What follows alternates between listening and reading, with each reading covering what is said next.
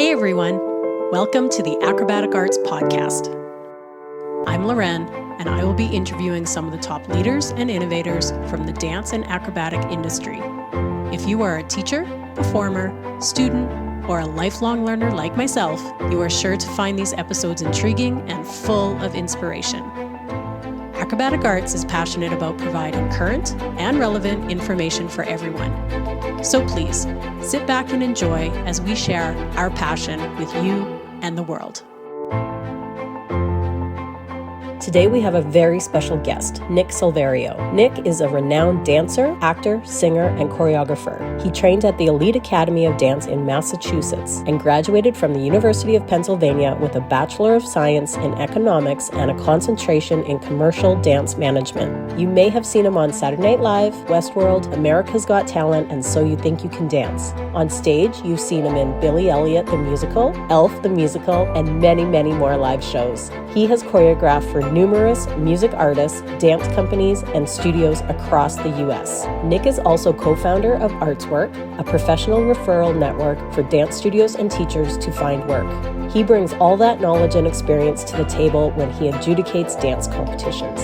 So without further ado, let's listen as Nick tells us what adjudicators are looking for when acrobatic skills are performed on the stage.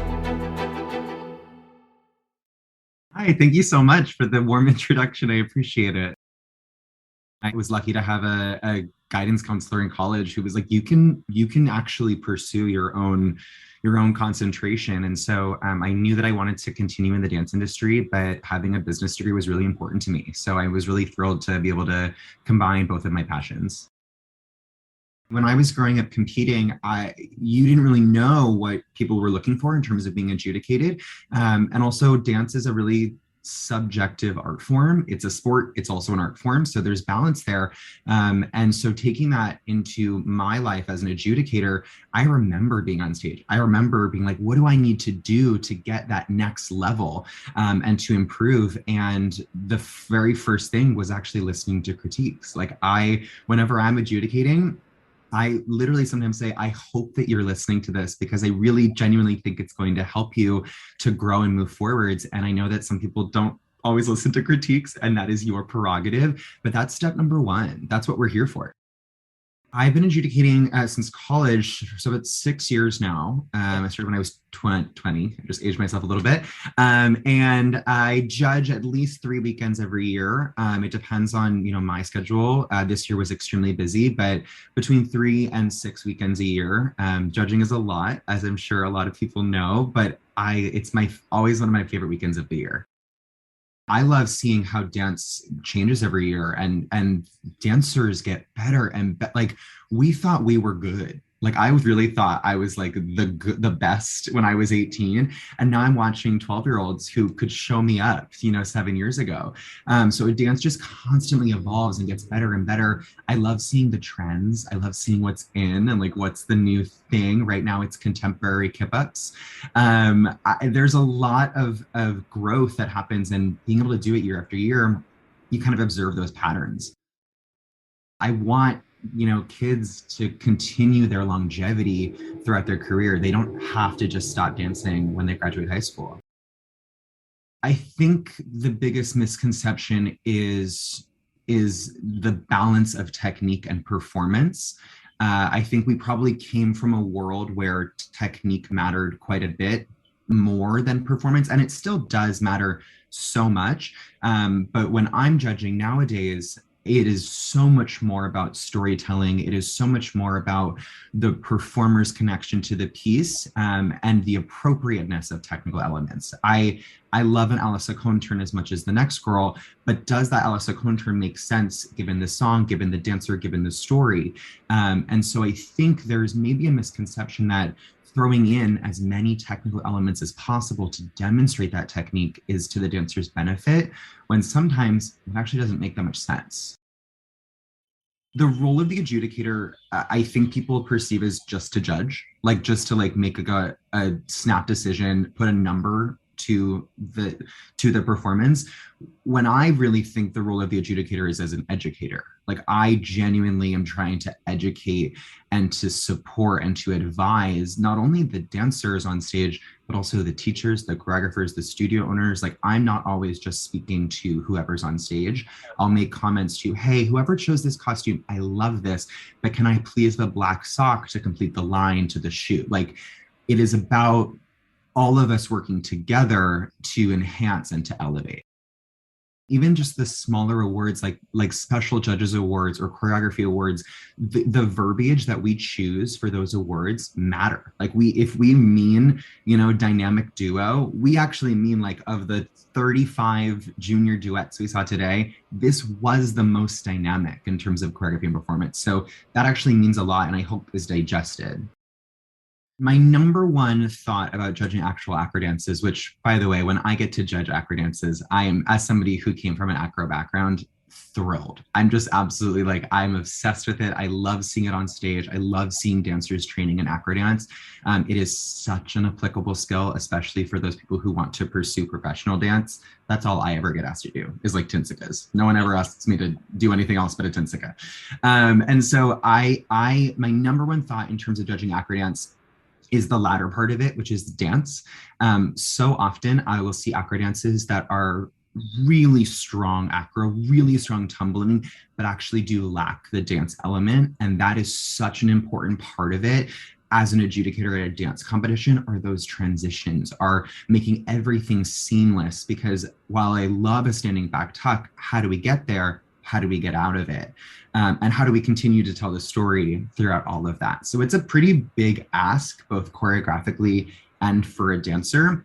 But I think the dance part of acro dance sometimes is an opportunity for growth. The second part of it is, and I'm seeing more of it, is the partnering, especially in group dances and lines.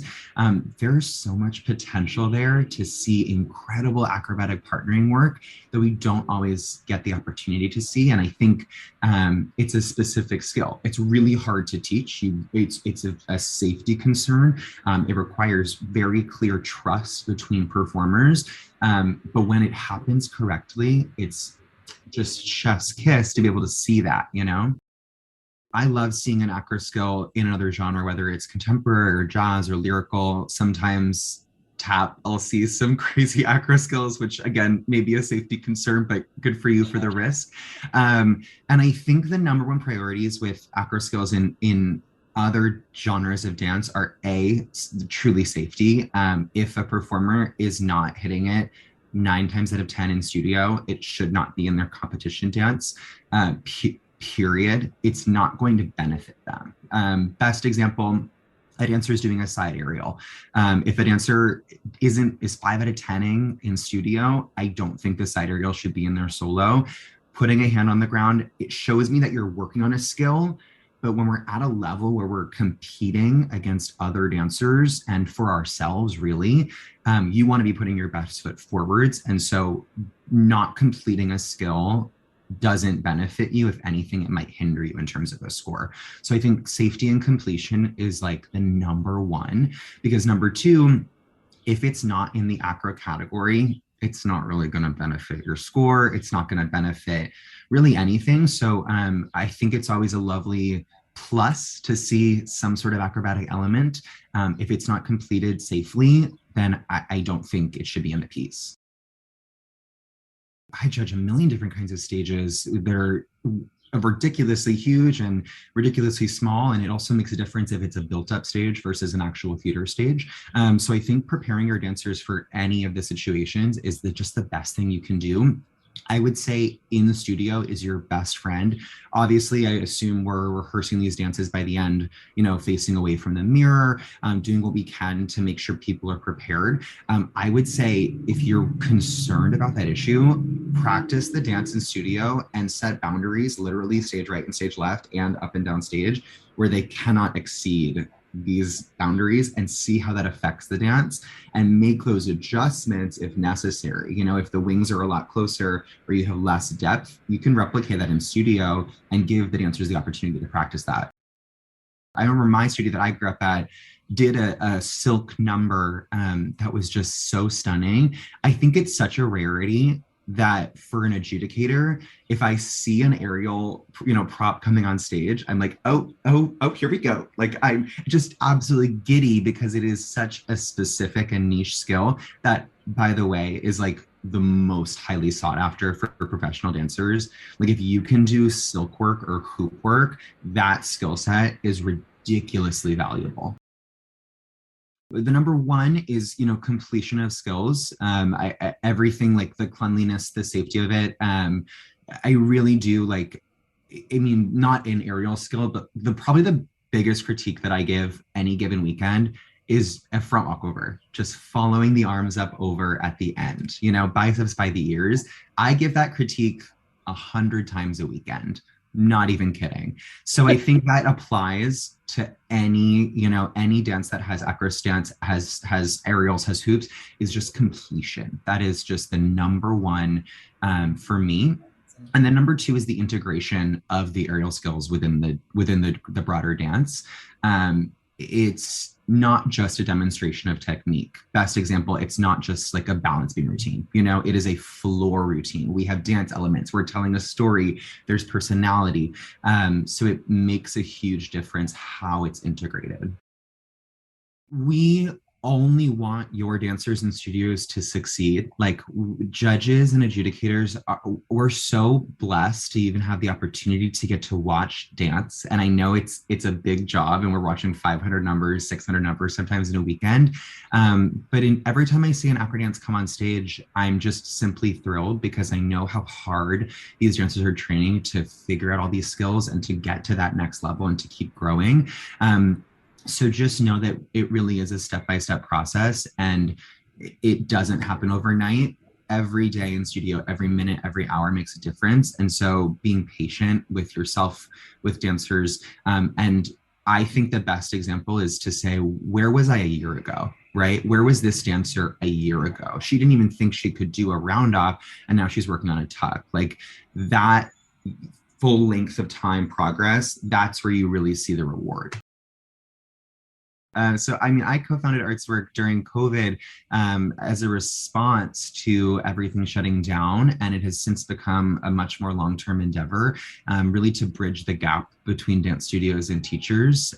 We observed that studio owners, especially who are superheroes, like if there's any studio owners like listening right now, superheroes, anyone who's operated a studio during the pandemic is a rock star. And one of the biggest pain points is really finding valuable, qualified, available talent to actually educate their students. And so there's a huge gap there. People are using Facebook, people use word of mouth. It's a lot of work on their plate. And so Artswork bridges that gap with this network of thousands of dance educators and artists, as well as adjudicators who have that experience, and connects them to studios for subs, for weekly classes, for master classes. And right now we're really in the thick of booking everybody for summer intensives. So we have been so excited to grow as a business, especially the last quarter, to really not only get dance teachers, working again, because artists have had a pretty tough 2 years. And so for professional dancers, teaching is often the best side job, but really helping studios. We didn't expect to be such a source of value for studios, but it has been such a pleasure working with studio owners in helping their students to keep working and growing. For studios, it's so easy to just submit your inquiry to Artswork. You let us know exactly what you're looking for, and then we, span our network and give you the best possible options. For teachers, you are the options. So we want to know everything about you, your certifications, the styles you're comfortable teaching, where you're located, any information that is valuable. And then we, take those two parties and we say, here's a perfect match. And that's what's been working. So we hope to continue growing and being helpful, but especially in the realm of acro dance, we get those inquiries all the time. I get asked, can I please, we need an acro teacher, or even just, a sub who can come in on Thursday and spot some back handsprings. That is such a big ask nowadays, and it's really valuable to have that skill set. In the last, school year and this comp season, we've booked hundreds of teachers to studios, and those teachers have made tens of thousands of dollars, which is like, from a business owner perspective, just so exciting to see people working. I met a girl last week actually who I've never met in person, but she's on Artswork, and she was like, Nick, you're my number one employer right now. Like, I know that sounds crazy, but you're literally my number one employer from all the subs that I'm doing and the choreography that I'm setting, which I just think is so special. Yeah. And then from a studio perspective, hearing studio owners just be like, I don't know what I would do. Like, my first thought when I need a sub or I need a new ballet teacher is to ask Artswork, because they know that we're going to provide a qualified, available option. So it's been really cool to keep growing. We're definitely primarily located in, New Jersey, New York, and Connecticut, but we've been booking teachers, especially for summer intensives, all across the country. And, for those more specific markets, it's really hard to find talent. And so we're building those more specific markets for both sides of the marketplace. Studio owners, if you're looking for any teachers for summer intensives, for subs, for weekly or master classes, we've got a link for you can go to just enter any information that you need to. It is, tinyurl.com/hire artsworkers. And that link, you can enter any information for literally any teachers that you're needing. We'll receive it immediately and get back to you ASAP. And for for teachers, if you're interested in getting hired for either flexible work or like recurring work weekly, you can do the same. It's tinyurl.com/DanceEducators. And we've got a quick onboarding form to learn everything we possibly can about you. And from there, we just start making those matches. Thank you so much. This was so much fun. I hope it was valuable for anyone listening. Nick Silverio, thank you so much for your Dance Adjudicator words of wisdom. Believe it or not, everyone, we are starting to plan for 2024. If you have a guest that you would like to hear on the podcast, please email admin@acrobaticarts.com. Thanks for listening, everyone, and have a great day.